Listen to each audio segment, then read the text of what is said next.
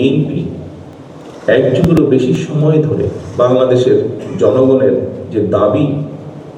আর বাংলাদেশের জনগণের যে অধিকার ছিনতাই হয়ে গিয়েছিল স্বৈরাচারের দ্বারা, সেই দাবি প্রতিষ্ঠিত করার জন্য, জনগণের সেই অধিকারকে ফিরিয়ে আনার জন্য বাংলাদেশ জাতীয়তাবাদী দলের মূল দল সহ বিভিন্ন অঙ্গ সহযোগী সংগঠনের বহু নেতাকর্মী আত্মহত্যা দিয়েছেন, বহু নেতাকর্মী বিভিন্নভাবে নির্যাতিত অত্যাচারিত হয়েছেন। এর মধ্যে রিসেন্টলি ছাত্র জনতার অভ্যুত্থানের মাধ্যমে জুলাই আগস্ট মাসেও বহু মানুষ আত্মহত্যা দিয়েছেন, হতাহত হয়েছেন বিভিন্নভাবে। ভবিষ্যতে ইনশাআল্লাহ জনগণের সমর্থন নিয়ে বিএনপি সরকার গঠনে সক্ষম হলে যারা শহীদ হয়েছেন সারা দেশে, স্বৈরাচারকে বিদায় করার জন্য যারা নিজের জীবন উৎসর্গ করেছেন, এরকম